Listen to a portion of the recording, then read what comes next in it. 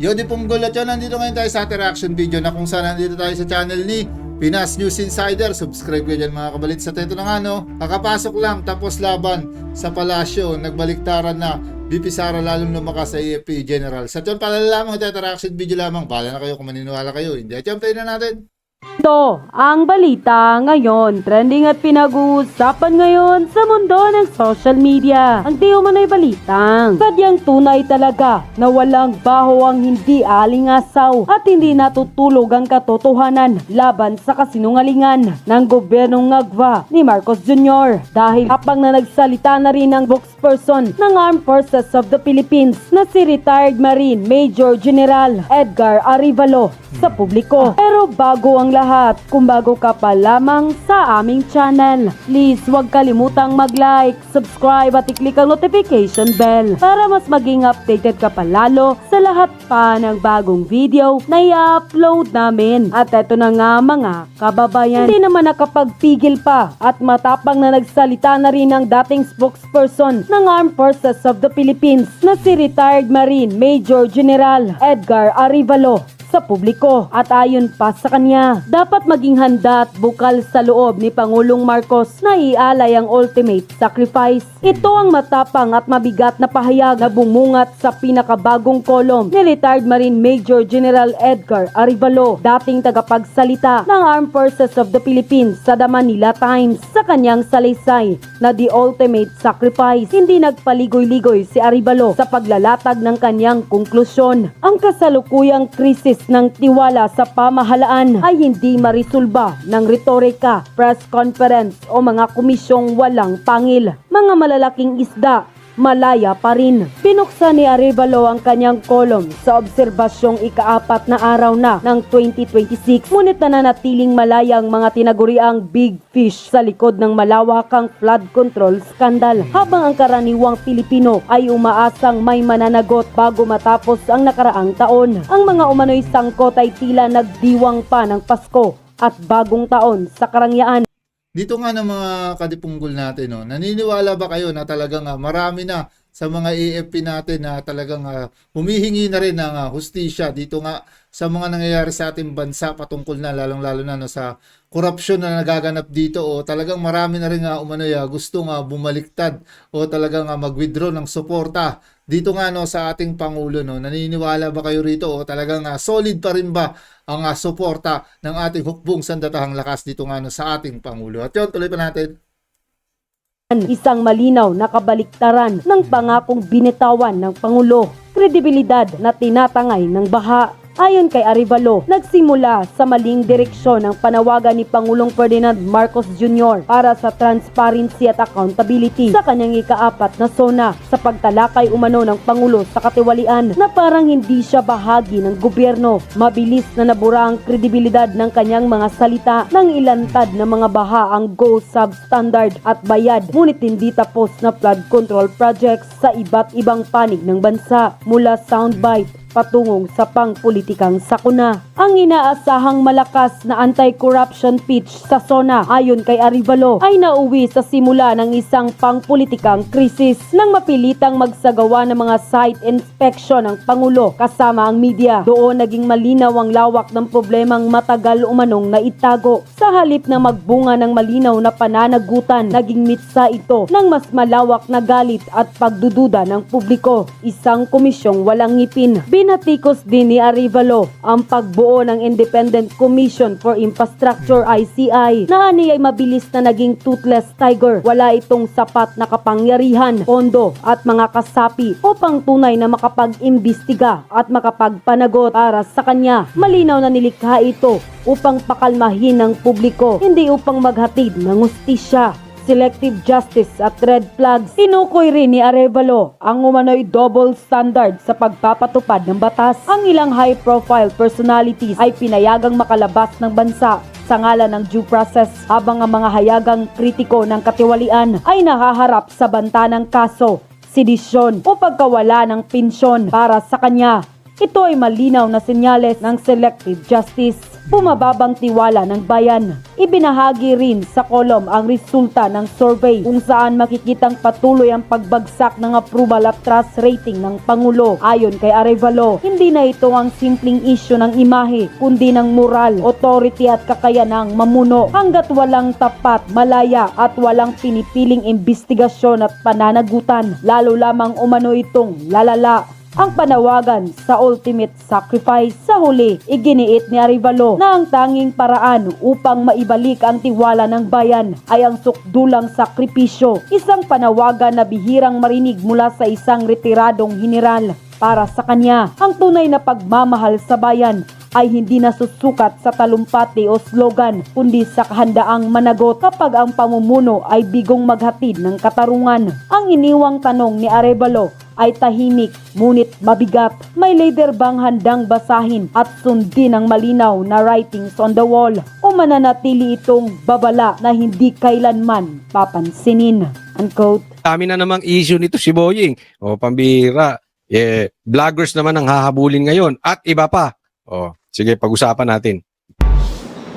Humaharap na ngayon sa preliminary investigation sa Department of Justice ang tatlong kasalukuyan at dating senador kaugnay ng maanomalya umanong flood control projects. Pero sabi ni Ombudsman Jesus Crispin Remulla, may dalawa pa na posibleng madagdag dito. Yung tatlo muna, pero parang meron pang-apat na tinitingnan namin at pang-lima. Pero yung isa senador, yung isa hindi na senador. Ayun, ang tindi talaga ng kapit nito si Boying. Ha? Ay, sabagay, masamang damo. Matindi kapit. Okay, so may pinag-iinitan siya tatlong senador. Yan po yung diniscuss natin kahapon na talaga namang alam natin. Syempre, para mailigaw, mailipat doon sa totoong mastermind, kailangan sikat. So kaya pinag-iinitan po dyan yung mga senador dahil sila merong nationwide appeal. Kilala po sila nationwide. Hindi katulad ng mga congressman, doon lang sila sa distrito nila. So, eto si sino to? Si Jinggoy, si Villanueva, at saka syempre si Bong Revilla. O, yan ang pinag-iinitan niya. Lalong-lalo na pag-iinitan niya si Boying Remulla. Dahil sila po ay magkatunggali dito sa Cavite. Alam nyo ako, masasabi ko lang sa inyo.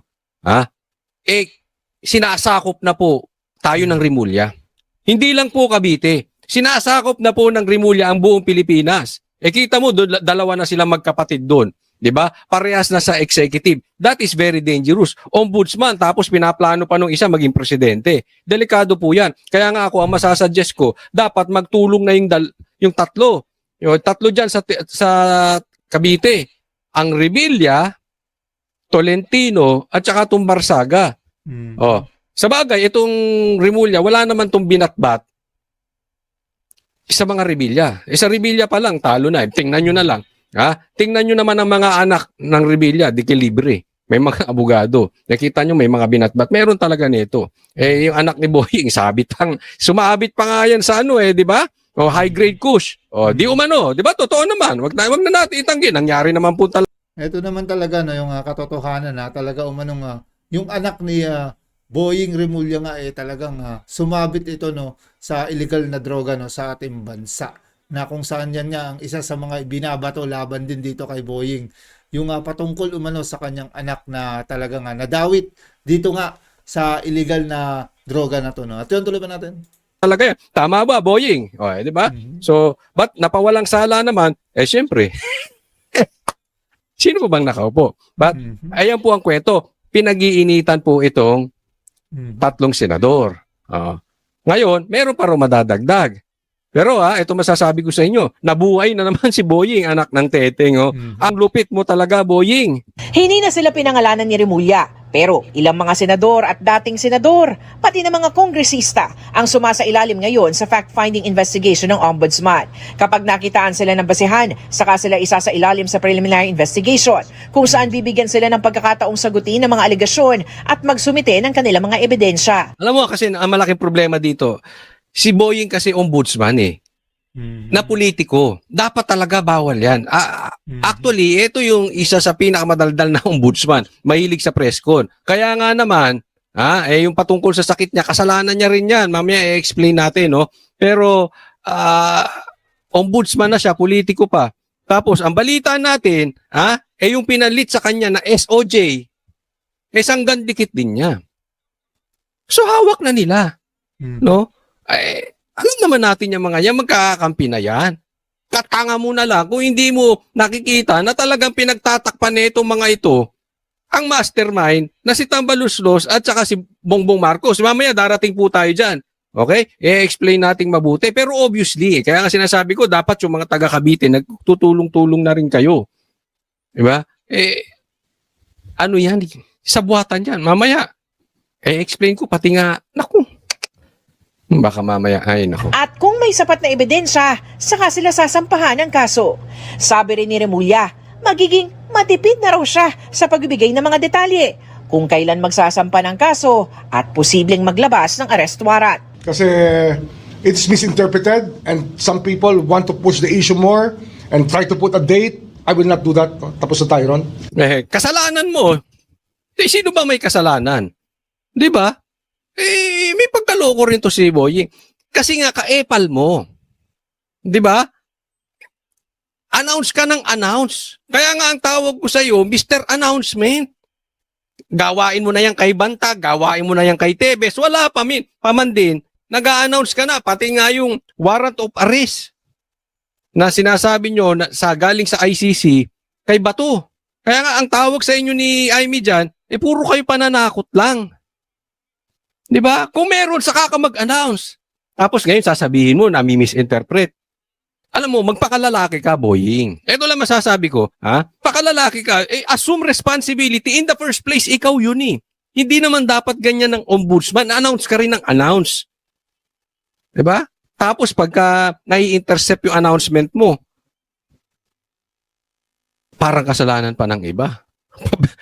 Pabiktim eh, no? Pabiktim din ng mama na ito. I think we've learned our lesson from that. Hindi raw alam ni Remulla kung saan nakuha ni Senator Aimee Marcos ang sinasabi nitong petsang January 15 para sa pagsasampa ng kaso laban kina Senador Joel Villanueva, Senator Jinggoy Estrada at dating Senador Bong Revilla. Buti siya, alam niya. Ako, hindi ko alam yun. Ano ang tawag doon? Sige, ano masasabi nyo? Kung totoo yung sinasabi ni Aimee na sasampahan ng kaso sa January 15, anong tawag doon? Totoo man to o hindi, ang tawag ko doon, dose of your own medicine. Kahilig mo mag-announce na hindi naman nangyayari. O di, ngayon, nag-announce si Aimee. Parehas kayo nung boss mo si Bongbong Marcos Announce din kayo ng announce Pangako ng pangako, nangyayari ba? Hindi naman. Ano sabi niya? Maraming hindi magbe-Merry Christmas. Wala naman, si Diskaya lang. Sino ang pala announce ng date? Sino ang pala pangako? Kayo din. Kayong mag-amo. Di ba? Ngayon, naunahan kayo ng announcement. Buti nga sa inyo. So there's no truth to that. Ewan ko na saan nagkagaling. Ang mga computer naman na galing sa opisina Hindi niya sinagot, di ba? Ang simple nung tanong. So, hindi totoo yun. Ano sagot niya? Hindi ko alam kung saan ang gagaling. Pwede mo naman sabihin, hindi yung totoo. Di ba? Adi ka ba? Pwede mo sabihin, hindi totoo. Ano sagot? Adi ka ba? Hindi ko alam kung saan ang gagaling yun. ni yumaong DPWH Undersecretary Cathy Cabral na dinala sa ombudsman, nakaselyo pa rin daw at hindi pa nabubuksan. No, yung Cabral files daw, yung computer daw, yung mga files ni Cabral, selyado pa. Dinala lang sa opisina ng DOJ ba o ombudsman? Naniniwala kayo doon? Hindi, kanya-kanya tayong opinion dito, di ba? Sige. Lagay nyo sa comment section kung kayo naniniwala. Pero kung ako tatanungin nyo, hindi ako naniniwala na hindi pa nila nakalkal yan. Bigla nga nalaglag si Cabral doon. Pambihira naman, no? Ay, sus! Ewan ko, bahala kayo, kanya-kanya tayo. Kung maniwala kayo naniniwala pa ba kayo kay Boying na yung anak niya ganyan? Na may dumating na po, hindi raw kanya. O, sus! Inaayos pa raw ang proseso sa pagbubukas at forensic examination sa mga ito. Makakasama raw dito ang Department of Public Works and Highways at ang Commission on Audit. Ang laman lang daw ng mga ito ang magsasabi ng totoo sa mga naglalabasang dokumento. Huwag lang magkasabi yung ibang tao na alam nila yung laman, kasi walang pwede magpatunay niya kundi yung computer mismo na hawak namin. At walang pwede magsabi na yung kanila ang tunay, yung iba hindi tunay. Matatanda ang sinabi noon ni Batangas 1st District Representative Leandro Leviste na hawak niya ang mga dokumento mula Anong punto ni Boying? Para sa kanya, huwag niyo sasabihin kung anong laman nun. Hindi po pwede niyo sabihin na yung alam niyo na anong laman nun, computer lang magpapatunay. Kung paano kung magkaiba tayo ng interpretasyon, o magkaiba tayo ng nakita sa laman. O, di ba? Tama yun sa inyo, sa amin hindi. Ano bang ginagawa ni Boying? Anong tawag dyan? May exit plan na. Kasi kung magkaiba sila ni Libiste, magkaiba si Libiste at saka si Boying ng interpretasyon. Magkaiba sila ng nadiskubre, gano'n na lang. May exit plan siya. Teka muna, kami nakuha namin legit sa computer. Ikaw, malay namin kung saan mo nakuha. Diba? May ganon. Okay? Hindi ko po sinasabi sa inyo na ako'y naniniwala sa mga sinasabi ni Libiste. Pero, hindi talaga ako maniniwala sa sasabihin ni Boying. Ganon lang kasimple yun. Pero hindi ko rin sasabihin na hindi ako maniniwala kay Libiste. Kaya nga naman, sa Sabado, posibleng guest namin sila sa SMNI. Etong si Libiste. At asahan ninyo. Kahit maganda sinasabi ni Libiste, gigisahin natin. Para makikita ng tao kung may katotohanan yung sinasabi ni Libiste. Okay? Sige. Kaloy. kay Yuse Cabral. Dapat ganyan, no? Katipunggol natin, no? Na talagang dapat gisahin, no? Kahit magaganda yung mga sinasabi, dapat talagang mabusisi pa rin, o talagang dapat pa rin na tuluyan na nga malinaw o maliwanagan ukol nga sa mga ipinaparatang o mga ipinapabatid. Lalong-lalo na patungkol nga dito kay Libiste, dahil maaaring may kasinungalingan o may hindi rin katotohanan sa mga ilang mga pagpapahayag nito. No? At yun, tuloy pa natin. At pwede raw itong i-authenticate ng Ombudsman. Authenticate for what? And who's having it authenticated for what purpose? Are they prosecutors? Are they investigators? Kasi Ita mo, nagkakaroon na siya. Bakit ko i-authenticate? Prosecutor ka ba? Di ba? Sinasabi niya, ngayon pa lang, hindi pa nila nabubuksan yung kay Cabral, sinasabi nila, mali na yung kay Libiste. Napakaliwanag nun. Yan po ang ibig niyang sabihin. Alam na ni Boying na magkaiba yung madidiscover nila kuno at sa sinasabi ni Libiste. Ito ay obvious na obvious. Hindi mo kailangan maging abogado para maintindihan mo yan. Katanga mo na lang din. Siguro pag umabot ka ng grade 5, alam mo na, oy, teka muna, medyo may amoy na dito. Hindi pa nga nabubuksan Hindi na siya open. Di ba bilang ombudsman? Di ba? Kaya ako, I always look at the leader Pagka yung leader, patas ang tingin dun sa member, para kang tatay. Dapat patas ang tingin mo dun sa mga anak mo. Ombudsman ka, tapos parang inuhusgahan mo na si Libiste. Mali yun sa kanya. Dapat nasa gitna ka, teka muna. Kasi gawain din ito sa nung DOJ, sa SOJ, nung SOJ siya. Gawain niya na yun, may husga na siya, hindi pa nga niya nakikita yung panig nung kabila. Hindi dapat ganoon. Para kang judge. Inuhusgahan mo na yung kabilang partido. Judge ka ba? O judge-judgean? Judge ka ba o meron kang pinagtatakpan? Kaya nga 'di ba, nakapiring ang mata ng judge. Hindi mo yung nasa likod mo, titimbangin yung ebidensya. Ikaw wala pa man din yung ebidensya, hindi mo na tinitimbang. Sinasabi mo na mali na yung kay Libiste, parang ganun. kung ito in aid of publicity, huwag na natin pag-usapan. Sila magsabi kung ano laman nun na dapat Ano mo tong galit sa in aid of publicity? Ikaw mahilig sa publicity pinapansin namin. Di ba? Manggagaling sa kanya, tapos sasabihin niya, bibigyan niya kami ng duda yung aming pagkatao dito. Sabihin niya kung ano problema. Di ba? Hindi ba sinabi niya? Hindi niya ba sinabi? Sinabi naman niya yung problema. Teka muna, eto mga to, ito, nakalagay dito. Kaya nga authenticate mo, tingnan mo kung totoo to sinasabi ko. Ayaw mo Ayaw mo ayaw mo gawin yung trabaho mo. Parang ayaw mo inuutusan Parang kasi rekto. Di ba? Ito mga executive, akala mo Diyos Nasa executive department, ayaw nang inuutusan. Bibigyan niya ng motibo na Para wala kaming ginagawa. Araw-araw nandito lang naman kami. Di pumunta siya rito. Samantala, pinaiimbestigahan na ni Remulla sa NBI ang mga nasa likod ng kumalat sa social media na isinugod siya sa ospital at may malalang karamdaman. There's really an orchestrated campaign. I don't know for what purpose, pero tingin ko, it's part of the propaganda machine. Ayan. So, dinala daw siya sa ospital. Okay, ito paliwanag natin mabuti. Dinala sa ospital at ang sa tingin niya, sinasabi niya fake news to. At sa tingin niya, tinatrabaho siya. Propaganda, tinatrabaho niya.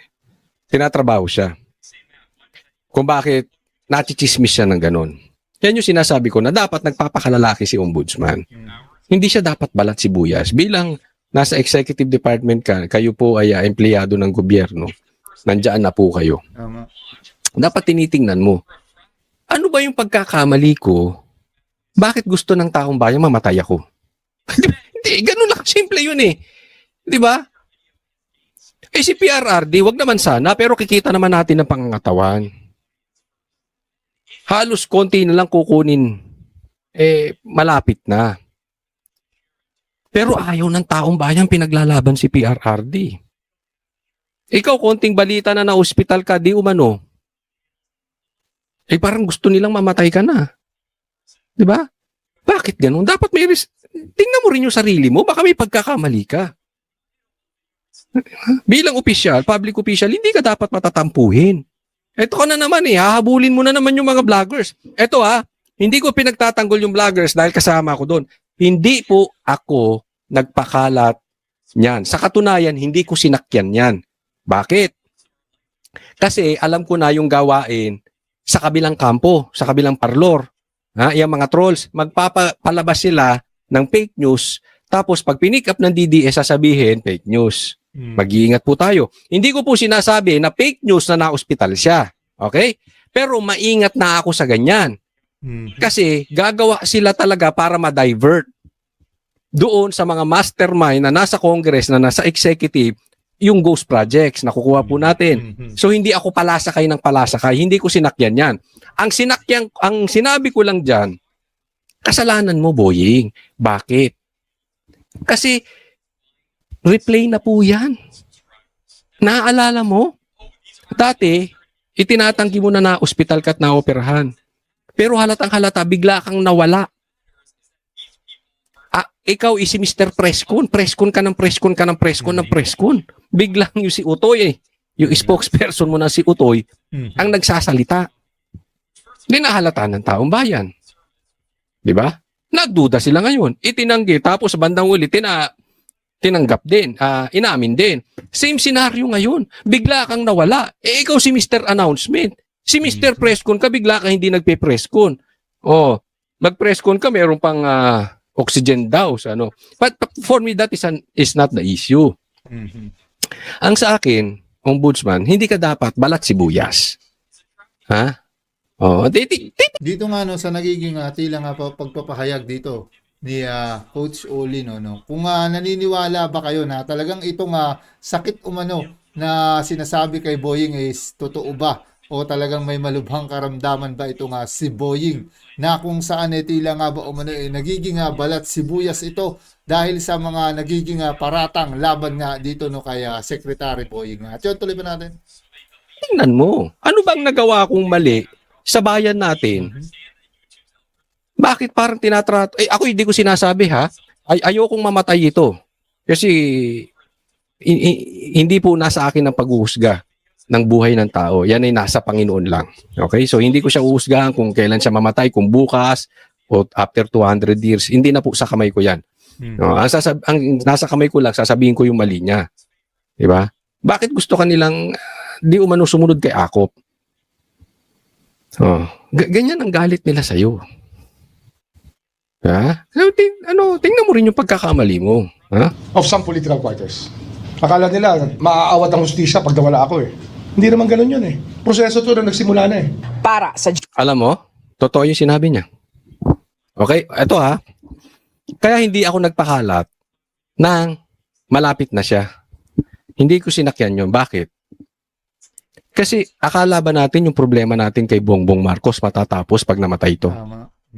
Hindi rin papalitan to. Papalitan lang saglit. 'Di ba? Yung uupong ombudsman, ganun din. Bata din ni Bongbong. Anong gagawin nun? At tingnan nyo kung anong nangyari kay Vince Dizon. Maayos tapos biglang nagkaganyan. Nakukuha nyo? Diba? Lumabas yung tunay. Nagigets nyo? So, mamatay si Boying. Papalitan lang din ng Boying the 2. Boying the Yun nga yung nagiging tila nga ba no katotohanan no sa likod ng mga umanay pwedeng mangyari no mga kadipunggol natin na kung saan kahit mawala man itong si Boying no sa kanyang pwesto may papalit at papalit pa rin no na tila nga ba yan ang patuloy at patuloy magtutuloy ng mga umanay ipinapatugon no ng syempre namumuno sa ating bansa na kung saan hindi nga malulutas ang problema kung sakaling mawala pa rin itong si Boying no sa kanyang pwesto. At yun, tuloy pa natin. second. Di ba? Mamatay si Torre, papalitan lang ng Torre the second. Hindi po yun ang solusyon. Mamatay si Garcia. Kasi sabi nila, naku, malaki problema natin sa 2028 hanggat nakaupo si Garcia. Kaya yan ang mga nabulong-bulungan na rinig ko. Dapat matanggal si Garcia. Hindi rin po. Kahit matanggal yan si Garcia, papalitan lang din yan ng bata ni Bongbong. Tapos na naman tayo sa eleksyon. Same. Nagigets po nyo? Ang kailangan mapalitan, yung mga elected officials. Kasi yan, hindi basta-basta napapalitan. Kasi pag executive department, papalitan lang yan ni Bongbong nung kayang hiburin yung puwet niya araw-araw. Na kahit anong mangyari, susundin yung sinabi niya. 'Di ba? Nakikita na natin yung mga ibang matinong tao biglang nagbabago. Pero pagka yung halimbawa, wag naman example lang ito. May nangyaring masama kay Tambaluslos. Ayun, hindi yung basta-basta mapapalitan kasi elected 'yun. 'Di ba?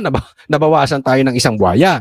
Parang ganoon, no? Pero malaki talaga problema natin Hanggat nakaupo si Bongbong Marcos, yung pinsan niya, at andyan sa likod yung mga NPA, tsaka yung mga pinklawan, ay naku, malaking problema po natin.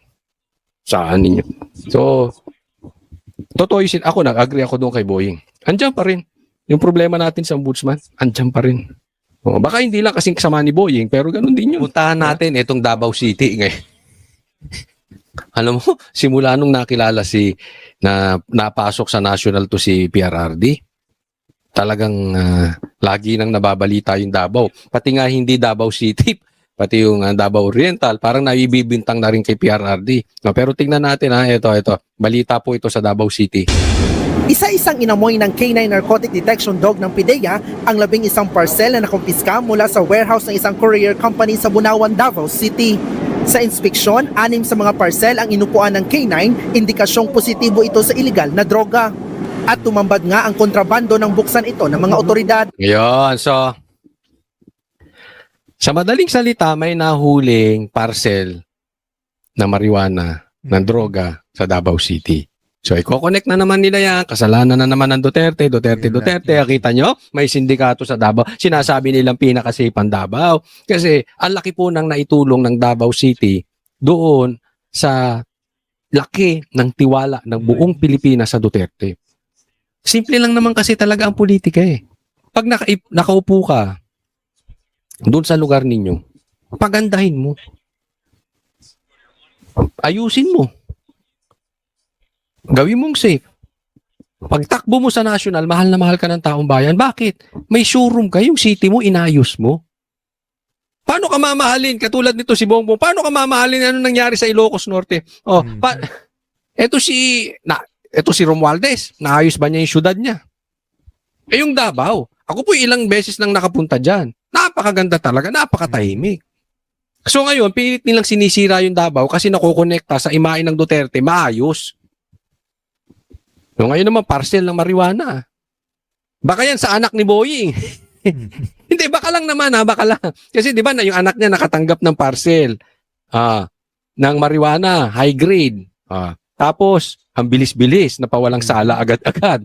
Pero bago napawalang sala, natanggal muna yung PIDEA chief kung saan nahuli yung kanyang anak na nagpadala ng parcel ng marijuana. Di ba? Posibleng walang kasalanan yung anak ni Boying. Di ba? Posible Pero posible ring meron. Di ba? Hindi rin natin alam.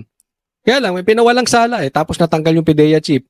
'Di ba? Kung ako yung anak ni Boying, nagpa-drug test ako. Oo, para mawala yung duda ng taong bayan. Tama o tama-tama? Hindi naman nagpa-drug test eh. Basta nawala na lang yung kaso tapos na nahimik. Eto, bakit ko pinasok yung drug test? Bakit ko napasok yung parcel? Kasi same thing. Iuugnay na naman ito namang sindikato ng droga. Nakailang drug test na sila. Nakailang papadrug test na po ang Duterte. Negative ng negative ng negative. Si Bongbong nga takot sa drug test. Simple lang yan eh. Di ba? Oh. Kasalukuyang binubuksan ngayon ng mga tauhan ng PIDEA at NBI at maging Bigyan nyo kay Bongbong. Bigyan nyo kay Bongbong kasi, di ba? Anong sabi? Anong sabi ni Amy Marcos? Almusal daw ni Bongbong. Marijuana. Grabe. Totoo yun. Ako'y naniniwala doon. Bakit? Kapatid mismo nagsabi. Nakikita daw. Siya pa nga naglilinis nung mga kalat eh. tauhan ng courier ito ngang mga nakumpiska na mga kontrabando dito nga sa warehouse ng courier dito sa Davao City. Kung makikita natin na positibo mga kapatid, may mga marijuana, may nakita tayong mga illegal na mga kontrabando dito sa loob ng mga parcel. Positibo yung droga. Kaya lang ang tanong, hindi kaya tanim parcel yan? Di ba? Hindi natin alam, di ba? Mahirap magsalita eh. Okay? Pero nakakapagduda naman eh. Ang daming po pwede pagdalahan na lugar, nakalat ang droga. Diyan pa sa mahigpit na Davao City, galit na galit sila sa droga, diyan pa kayo nagdala. Alam nyo, ibintang nyo na lahat sa Duterte. Okay? Posibleng maniwala ang taong bayan. Pero pagdating sa corruption at sa droga, alam natin seryoso ang Duterte. Hindi sila ano dyan. Naglalaman ang mga parcel ng high-grade kush, mga vape na may marijuana substance at marijuana oil. Tinatayang hindi bababa sa 5 milyong piso ang halaga ng mga nakumpiskang droga. Base sa tip na natanggap ng mga otoridad, galing ang kontrabando sa ibang bansa at dinala sa Luzon saka i-deliver sa ilang lugar sa Mindanao. Nakakaalarma na raw iyan kaya panawagan ng NBI. We are appealing to the public na Galing sa ibang bansa, dinala sa Luzon, tapos dinala sa Davao para ikalat sa Mindanao. Anak. Talagang may pattern ng mga kadipunggol natin itong droga na tila nga ba talagang tumatalamak no sa ating bansa ngayon na itong droga patuloy at patuloy na sa paglaganap at talagang marami na nabibiktima ngayon itong droga na to na dapat malinis ng ating gobyerno o talagang tuluyang masugpo o tuluyang matuldukan ng problema natin pagdating sa droga.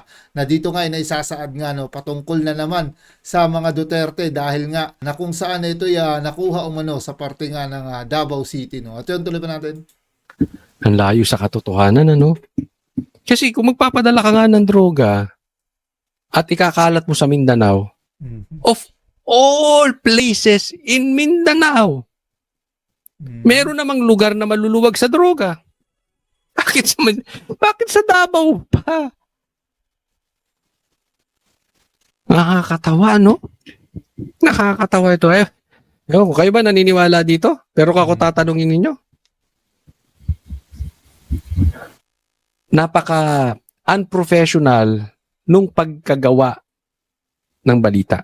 At yan nga ng mga kabalits natin, ng mga ilang naging tampok dito nga sa Pinas News Insider na kung saan patuloy nga umano yung nagiging tila nga ba na pagpapahayag patungkol dito kay Boying sa kanyang kalagayan o yung mga isinasagawa nitong investigasyon at talagang patuloy na pagtukoy syempre sa mga umano'y talagang may sala dito na may sala nga sa mga iniimbestigahan lalong-lalo na patungkol nga sa flood control na to na dapat lamang mapalitaw o dapat lamang tuluyan niyang mabigyang hakbang at aksyon na rin ito. No? At yung iba pa nga talagang tinatalakay ni Boying ukol nga sa kanyang mga nagiging investigasyon sa kanyang mga nais syempre lutasin na problema sa ating bansa na dapat lamang na tuluyan niya mabigyang hakbang at aksyon ito at talagang makasuhan ang dapat makasuhan sa batas nga na kanyang inuusig ngayon na patuloy na dapat nga managot lalong-lalo na patungkol nga dito nga no, sa flood control na to.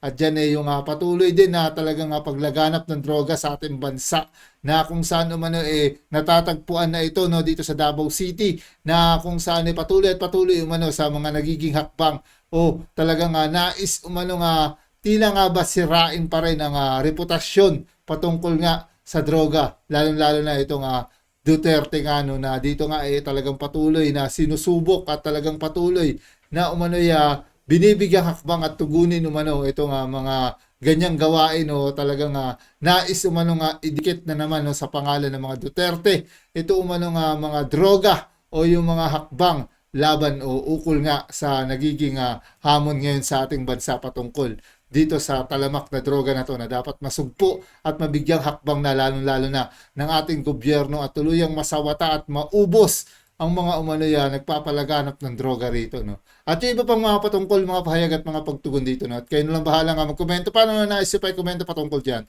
At yun muli, syempre, nagpapasalamat tayo sa patuloy niyo pagsubaybay at patuloy niyo pagsuporta at pagsusubscribe sa ating channel. At syempre, nagpapasalamat tayo dito sa Pinas News Insider. Subscribe kayo dyan mga kabalits. At yung Kadipunggol hanggang sa muli nating pagkikita.